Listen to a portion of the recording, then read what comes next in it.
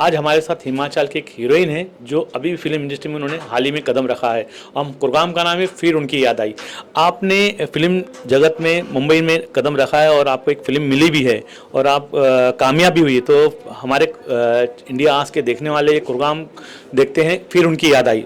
अगर आपकी बात करें तो आप बचपन से कितनी पढ़ी है और कब से आपको एक्टिंग का शौक जागा और इंडस्ट्री की तरफ आपका रुझाव कैसा हुआ और आपने कौन सी फिल्म देख के आपको लगा कि मुझे फिल्म में काम करना चाहिए?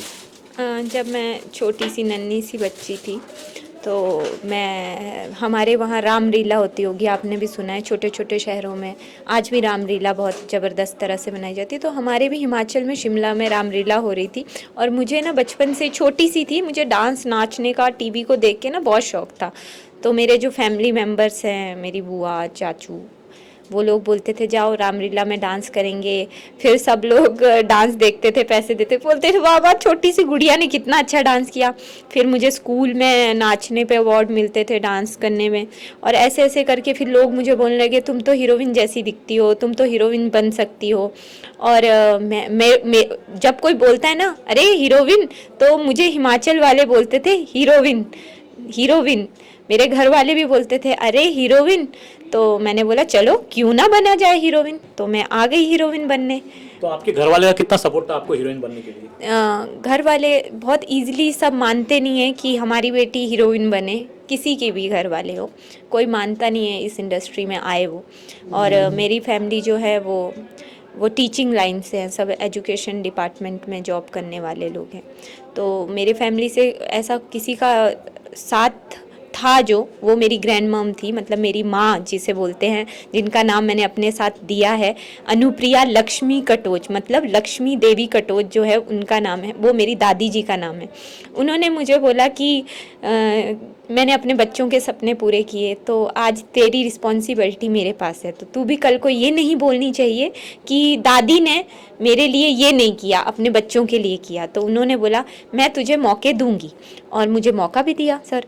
उन्होंने मुझे मैंने एक पेजेंट किया और उसमें उन्होंने मेरे से एक बात बोली कि देखो अन्नू, अगर तुम्हें इस इंडस्ट्री में जाना है तो ठीक है, तुम ये पेजेंट जीत जाओ, मैं तुम्हें जाने दूंगी, नहीं तो तुम जो दूसरी चीज़ें कर रही हो वो कर लो, बट इंडस्ट्री में फिर मत सोचो। क्योंकि उनका भी ये मानना था कि लक चलते हैं इंडस्ट्री में, और लक के बिना आप कितनी भी खूबसूरत हो, आप अगर एक्टिंग में डांसिंग में अच्छी हो तो ऐसे काम नहीं मिलता इंडस्ट्री में। आपका कोई गॉड फादर होना चाहिए, क्योंकि वो एजुकेशन डिपार्टमेंट से रिटायर्ड थी तो इसलिए शायद उनको इतना ज़्यादा नॉलेज था एक छोटे शहर में होकर भी। तो मैंने बोला कि ठीक है मैं पार्टिसिपेट करती हूँ, और मैंने पार्टिसिपेट किया और मैं उसमें जीत गई। और जीतने के बाद मैंने अपनी दादी को बोला कि अभी तो मैं जीती। तो उन्होंने बोला ठीक है अनु, तुम जाओ मुंबई, करो अपना लक ट्राई, मैं दूंगी तुम्हारा साथ। उन्होंने मेरा साथ दिया। आप देखोगे तो जब आप मेरी 3 शानें जो मेरी मूवी रिलीज़ हो चुकी है और अच्छी चल रही है, उसमें जो पहला क्लैपिंग लुक है वो मेरी दादी का ही दिया है, अनीस सर ने और संजय सर ने।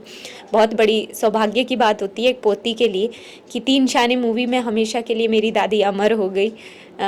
वो रहे ना रहे, कभी मेरे से दूर ना जाए, लेकिन हमेशा के लिए इस मूवी में मुझे वो हमेशा दिखेगी। हमारे इंडिया के चैनल के माध्यम से हम भी पूछना चाहेंगे आपके परिवार में कौन है? मेरे परिवार में सब लोग हैं, क्योंकि हमारी एक जॉइंट फैमिली है। मेरे दादी हैं, मेरे मम्मी पापा तो नहीं हैं, लेकिन मेरे पापा, मतलब मेरे ताऊ जी ताऊ जी नहीं, वो मेरे पापा ही है। वो हैं मेरे चाचू, मेरी बुआ, उनकी फैमिली, उनके बच्चे, उन सब के बच्चे। तो मुझे बहुत प्यार करते हैं, और मुझे कभी महसूस नहीं होता कि मैं मतलब बिना माँ बाप की हूँ। इमोशनल कर दिया। हाँ, तो आप इमोशनल हुए आप, लेकिन आप जितनी जद्दोजहद से फिल्म मुंबई में कदम रखे हैं और आपको कितनी कठिनाई हो रही है ये बताइए, और आगे आपको कोई कहानी आ रही है? मुझे कठिनाइयाँ, देखिए सर, एक्टर जब बाहर से आता है ना, कोई भी, आप भी शायद, मैं अपने एक लड़की के लिए ही नहीं, सबके लिए, चाहे वो एक्टिंग की लाइन के हो नहीं हो, जब वो किसी काम के लिए अपने मन से जुड़ता है कि मुझे ये चीज़ करनी है, प्रॉब्लमें तो हर काम में आती है। तो मुझे भी प्रॉब्लमें आई, बहुत प्रॉब्लमें आई। मैंने वेट भी गेन किया था यहाँ पे आके, उसके बाद मुझे प्रॉब्लम हुई, बहुत झेलनी पड़ी, मुझे 3 शानें मिली, मुझे बीच में काम नहीं मिले इस वजह से, बिकॉज मेरे वेट गेन था।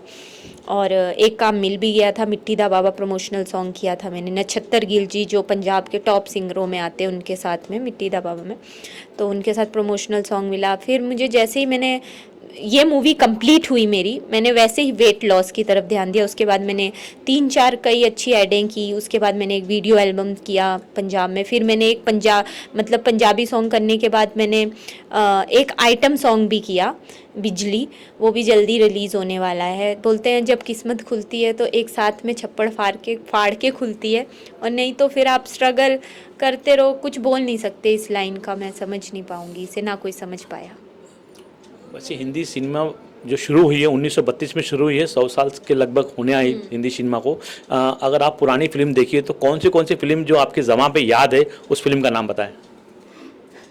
पुरानी फिल्मों में मैं देवदास जो थी, आप तो जानते ही हैं, लेजेंड जो थे हमारे दिलीप कुमार जी, उनकी मुझे देवदास बहुत पसंद आई थी। फिर माधुरी जी और दूसरी मूवी भी आई जिसमें हमारे शाहरुख खान जी थे, लेकिन जो बात मुझे उस मूवी में दिखी वो बात मुझे उसमें नहीं दिखी, लेकिन फिर भी वो भी बहुत अच्छी थी। लेकिन वो उसकी तो बात ही अलग थी, मतलब दिलीप जी तो अलग ही आर्टिस्ट, वो लेजेंड है, लेजेंड, अब नहीं आ सकते वैसे लेजेंड दुनिया में। मुंबई सिनेमा की दुनिया में आपने कदम रखा है, अगर पुरानी हीरोइन के नाम अगर गिनाए तो आपको कौन सी हीरोइन के नाम याद है, हमारे दर्शक के लिए आप बोल के बताएंगे। मैं बताती हूँ, पुरानी हीरोइंस जो है, सबसे पहले मैं लेना चाहूँगी मेरी फेवरेट जो 73 ईयर्स की हो चुकी हैं, हेमा मालिनी जी, एक लेजेंड जो आज तक इतनी फिट फाइन, मैं बिल्कुल उनकी जैसे बनना चाहूँगी। आज तक अपने काम में एकदम पंक्चुअल, टाइम की पंक्चुअल, और हर चीज़ में पंक्चुअल, और आज भी कोई बोल सकता है कि वो 73 ईयर्स की है, कोई नहीं बोल सकता उनकी जैसी। फिर दूसरी आती है मेरी फेवरेट 90s की हीरोइन जो थी हमारी श्रीदेवी जी, मुझे बेहद ही पसंद थी, मतलब बेहद ही अच्छी उनकी मैं फिर दीवानी हुई। ये फिर तीसरी आई दिव्या भारती जी, मुझे वो भी उतनी ही प्यारी लगी। फिर आई ऐश्वर्या जी, मुझे उन पे भी प्यार आ गया। मतलब ये 4 ऐसी एक्ट्रेस हैं जिन्हें मैं गिनती हूँ कि मैं जिनको देखती हूँ और चाहती हूँ उनकी मूवियाँ मैं मिस नहीं करती, और मैं बोलती हूँ मैं बनूंगी तो ना ऐसी बनूंगी, इनके जैसी लेजेंड बनना। लेजेंड तो पता नहीं, भगवान का आशीर्वाद रहा, ऊपर वाले का आशीर्वाद रहा तो बनूंगी, और ऊपर वाले पे मुझे पूरा भरोसा है कि आप लगे रहो, आप मेहनत करना मत छोड़ो। एक खूबसूरती, इंडस्ट्री में खूबसूरती बहुत चलती है कि एक लड़की खूबसूरत होनी चाहिए, मैं मानती हूँ, क्योंकि आज तक की जितनी भी एक्ट्रेसें हैं सभी, मेन जो लीड करती है सभी खूबसूरत होती है, और खूबसूरती के साथ उसमें टैलेंट भी चाहिए, उसके साथ उसमें एक्टिंग तो चाहिए ही चाहिए, लेकिन लक भी चाहिए, और आपका भरोसा होना चाहिए, एक ताकत होनी चाहिए कि हाँ मैं वापस नहीं जाने वाली, चाहे कुछ हो जाए। मैं मोटी हूँ ना, मैं पतली होके दिखाऊंगी, मैं ये हूँ ना, मैं और अच्छी करूँगी। मैंने हमेशा जीवन में सीखा, कोई मुझे बोलता है ना तुम तो ये नहीं कर पाओगी, मैं बोलती हूँ मैं वो सब कर सकती हूँ जो मैं करना चाहती हूँ, लेकिन मुझ में जज्बा होना चाहिए वो चीज़ करने का। और यहाँ पर क्या होता है कि लड़कियाँ हार माननी स्टार्ट जल्दी हो जाती है, बट मैं हार नहीं मानती। मुझे ये आदत है, कोई बोलता है ना अरे यार तुम तो भाई एक्टिंग में ऐसी, मैं बोलती हूँ एक्टिंग में ऐसी हूँ, कल ही मैं एक्टिंग और ज़्यादा करूँगी, मतलब सीखूंगी, ये करूँगी, 4 क्लासेस करूँगी, सोऊंगी नहीं, नींद हराम कर दूंगी। यहाँ पे इंडस्ट्री में ना जो सोता है वो खोता है। मेरी दादी बोलती है खो मत, सुबह उठ, ये कर वो कर ये कर। मैं वो सारी चीज़ें करती हूँ जो मुझे लगता है कि मुझे करनी चाहिए, मुझे सीखनी चाहिए। मैं कथक सीखती हूँ, बैली सीखती हूँ, ये सीखती हूँ, जो मौका मिले ना मुझे। आज भी सर मैं फ्री नहीं बैठना चाहती, मैं बोलती हूँ सीखूँ। मैं यहाँ तक कि सिंगिंग भी सीखना चाहती हूँ, क्योंकि मुझे शौक है, और मुझे शौक है कि मुझे मतलब सीखने को मिले, क्योंकि अब मैं इंडस्ट्री में आ चुकी हूँ, मैं और कुछ नहीं करना चाहती। हीरोइन बनने के लिए क्या, आपने तो बताया आपने सिंगिंग सीख रहे हैं और भी सीख रही है, तो घोड़सवारी है, स्विमिंग है, और आपको क्या क्या जद्दोजहद करना है सीखने के लिए, और क्या आपने कराटा का क्लास लिया है या? देखिए सर, ये चीज़ें तो मैं सब सीख ही रही हूँ। कराटे मैं सीख रही हूँ, बॉक्सिंग में सीख रही हूँ, कुछ कुछ चीज़ें हैं जो मुझे मतलब इतनी सारी चीज़ें सीखो ना तो कुछ चीज़ें मिलती नहीं। आज लोग बोलते हैं तुमने वेट लॉस किया, मैंने ऐसे ही वेट लॉस नहीं किया। मैंने ये चीज़ें भी जो मैं करती हूँ ना, इससे भी वेट लॉस होता है। आप योगा करो, आप बॉक्सिंग करो, आप ये सीख, मेरे लिए प्लस पॉइंट ये था कि मेरा पैसा मैंने वेस्ट नहीं किया। मैंने जो भी पैसा मेरी दादी का लगा या मेरा लगा वो मैंने कभी वेस्ट नहीं किया। मैंने कथक सीखा, मेरा फ़ायदा हुआ। मैं डांस अच्छा कर पाई 3 शाने में, भले ही मैं मोटी थी या पतली थी। आप मेरा डांस देखो, मुझे कॉन्फिडेंट है क्योंकि मुझे चिन्नी सर ने बोला कि तूने बहुत अच्छा किया। लेकिन मुझे अभी भी लगता है कि मुझे और अच्छा करना है, मुझे इतना अच्छा करना है, कोई मुझे एक बारी सिखाए दूसरी बारी ना सिखा पाए, इतना अच्छा सीखना है मुझे। और इससे पहले जिस कोरियोग्राफर के साथ मैंने कोई काम किया था, उन्होंने मुझे ये बोला था कि तुम अच्छी डांसर नहीं हो, लेकिन मैंने दूसरी बारी में दिखा दिया। इतने बड़े लेजेंड है हमारे चिन्नी प्रकाश सर ने, मैंने सीखा। मैं नहीं थी, क्योंकि हम लोग जो सोचते हैं ना इंडस्ट्री में वैसा डांस नहीं चलता। इंडस्ट्री में बहुत डिफिकल्ट है वो। आप एक्टिंग घर में जो करते हो ना, आप कैमरे के सामने वो एक्टिंग करके दिखाओ ना तो आप एक्टर हो। लेकिन आप कांपने लगते हो। कैमरा एक ऐसी चीज़ है, कितने भी बड़े से बड़े लोग हैं आज भी कांपते हैं, बस दिखाते नहीं है, चाहे मुझे लगता है वो कोई भी हो। और मैं बस इंडिया को थैंक यू बोलना चाहती हूँ कि उन्होंने मुझे इतना अच्छा मौका दिया अपनी फैमिली बैकग्राउंड को बताने का। और साथ ही साथ मैं मतलब ये बोलना चाहती हूँ, आप ऐसे ही तरक्की करते रहें। और ये चैनल आप सब्सक्राइब कीजिए, ज़्यादा से ज़्यादा इसे शेयर कीजिए। ये एक ऐसा माध्यम है, मुझे लगता है, जो हम जैसे नए लोगों को तो प्रोत्साहित करते ही हैं, मतलब आगे बढ़ाने के लिए हमें बोलते हैं yes you can do it.